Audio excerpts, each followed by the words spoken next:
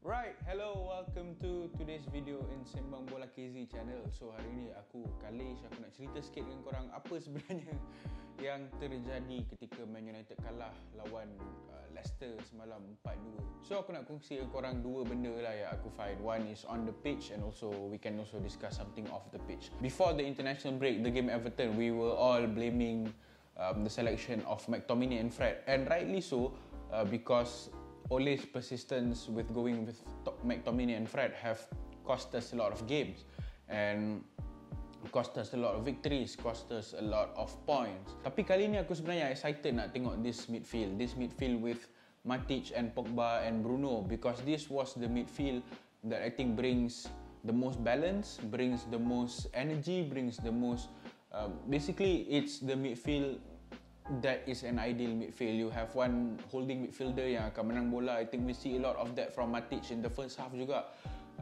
And then Paul Pogba yang akan pinging the passes, and also Bruno I think it's the number 10, also false 9 to get in the box and score. So on paper it looks very perfect. And also Sancho at the back of the brilliant England performances that he had, aku rasa was the right team selection considering all things mattered. So kalau kita tengok the backline pula, it was Luke Shaw, Maguire, Wan-Bissaka dan juga Lindelof. Of course kita kali ni tak ada Varane, he is out injured, and also Maguire pun was a surprising inclusion. Aku sebenarnya dari bila keluar line up tu aku dah start mula rasa something lah with Maguire, because this is the problem with Ole. He always have misplaced trust in players.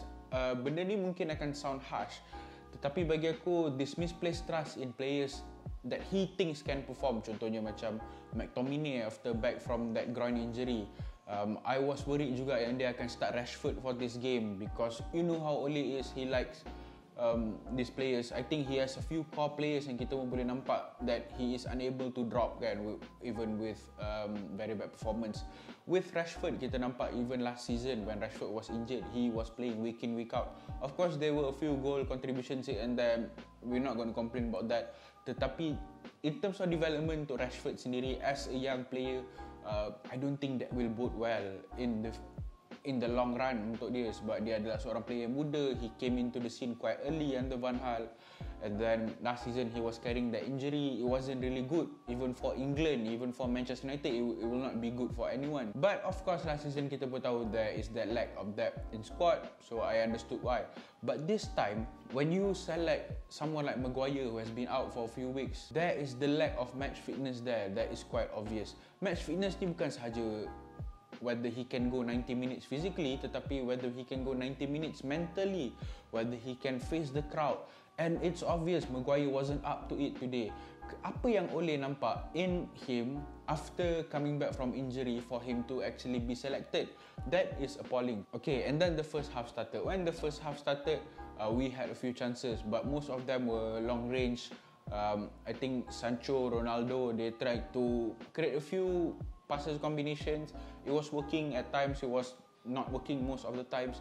Dan juga satu benda yang memang obviously kita nampak is the lack of tactical direction. What I mean by tactical direction is bila kita tengok the teams like Man City, the teams like Chelsea, the teams like Liverpool, these top 3 teams in the Premier League right now with top 3 coaches in the world, kita boleh nampak what is their style of play, what is they are trying to do. With this Man United team, aku tak boleh cakap what are they trying to do. I don't really see them trying anything. That is the main problem, is that you don't see them trying anything. Kita tak nampak the combination of passes. You don't see the movements of the ball. You don't see a solid passing triangle. Those are the basics in football that you don't see. And this comes from incompetent coaching. Incompetent coaching dari siapa? Dari Ole. Man United looks very lost this game. Macam tak ada direction. Macam they were just attacking.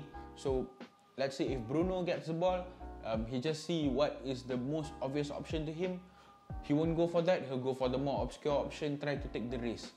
And then hilang bola, Leicester counter. It's always like that, even against Everton, against Aston Villa, against Villarreal. It's always the same. Of course, bila kita tengok pula lepas tu ada that Greenwood goal. And yes, this is what I've been saying. Man United, they rely on this individual moment. And then on the other end of the spectrum of individualism is individual mistakes juga. Kita nampak that Maguire mistake and clearly he lacks that match fitness and he shouldn't have started that game. Why Ole? Why you select him? Kenapa? That is what happen when you don't have a plan. A lot of time when Maguire gets the ball on that side, there's not enough support for him.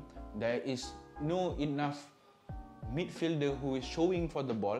You look at the greatest team, they have always midfielder who are showing for the ball. Give me the ball, I'll control it. Ini tak ada. There is no direction from Ole to actually do that, and he's not doing anything to fix it. So you can play the best players in the world and you won't win anything. And then of course with that Maguire mistake comes the Tielemans goal, which I think was brilliant. Tielemans was brilliant on the night. I think a lot of Leicester players were brilliant on the night. The second half start and we conceded from Sagla Soyuncu punya corner, which for me was poor marking. But what have you been doing on the training ground? Even that as a simple goal you are conceding. And the fact that De Gea gets man of the match shows how many times they actually carve us apart. And this, we're not even talking about playing the top teams like Liverpool, Chelsea, Man City. We are talking this time Leicester. No disrespect to Leicester, tetapi they are not Man City, they are not Chelsea, they are not Liverpool, which we are still yet to face. Move on pula from that goal, okay, and then Man United push, but there were no clear-cut chances created. It was all long shots or crosses that was cut off by their centre-backs. Looks like there was no plan, no clear plan how to break down the Leicester defense. We get that long ball from Lindelof and Rashford score. Okay, I was happy, but I wasn't really celebrating because I felt it's just another out of jail card for Ole. Next goal goes in and it's of course who else but Jamie Vardy. And that shows how bad the mentality, how down the mentality of this Man United team is. You scored and then 15 seconds after that kickoff, you concede straight away. Tak ada macam rasa, oh we need to win the ball as quickly as possible here so that we can push up front. There's no sense of urgency there. A manager, a football club manager should either be either you are a motivator or you are a tactician, in my opinion. But he's neither. He's doing nothing right now at this stage. After that goes in, the fourth goal goes in. I think it could have been 5-2, 6-2. I think Man United fans won't be angry at me for saying this. It could have been worse. When you look at it, what is sad is that we have only met half decent teams, the likes of Aston Villa who are well drilled, Everton also under Benitez who this year have been solid, and then Leicester under Brendan Rodgers who has also been solid. We have not met the likes of Thomas Tuchel's Chelsea, Jurgen Klopp's Liverpool and also Pep Guardiola's Man City. Kita tak jumpa lagi tim-tim ni. And the fact that we are 4 points off already without facing these top teams. Because I felt bila aku nampak the fixture came out earlier this year with all the top 4 clubs lah, I look at, oh, I hope in October, in November we would be maybe 4 points clear or at least at the top. 1 point clear, 2 points clear, 3 points clear. Tetapi at the top, not here, not 4 points behind. We are already chasing and kita tak lawan lagi this half decent teams. Even kalau kita tengok semalam punya game pun, Chelsea menentang Brentford, we have not even seen Brentford. Brentford is a team with a clear style of play, and a Chelsea team with that solid defense had to be saved by Edouard Mendy a couple of times. Imagine if they were playing Man United. Aku boleh confirm if we are playing Brentford, that Brentford yesterday, Man United would have crumbled, would have 100% crumbled. Aku boleh confirm that. Okay, so that is on the pitch. Appalling selection of Maguire, the appalling lack of tactical direction from Ole. To be honest, I'm going to say here, it's time for him to leave. I'm sorry to say, but you have done what you could. We are grateful for what you have done. We are grateful for what you did to us as a player.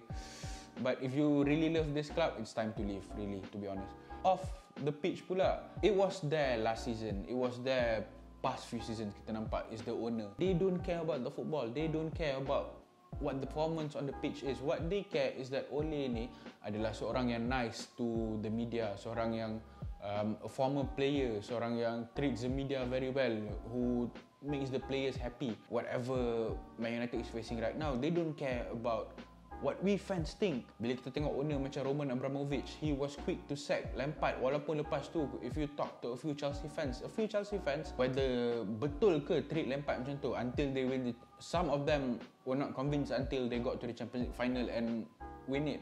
So that was fair, but they had an owner who cared about the football and also an owner who reacted very quick. We need that owner, and the Glazers, we need to go back out on them. Kita tak boleh biarkan diorang. We need to let them know that enough is enough. We are one of the richest club. We are one of the biggest club in the world, if not the biggest club. This is not the biggest club mentality that we have from the owner. So I think that's it from me. It's just a little bit of a rant for as a Man United fan.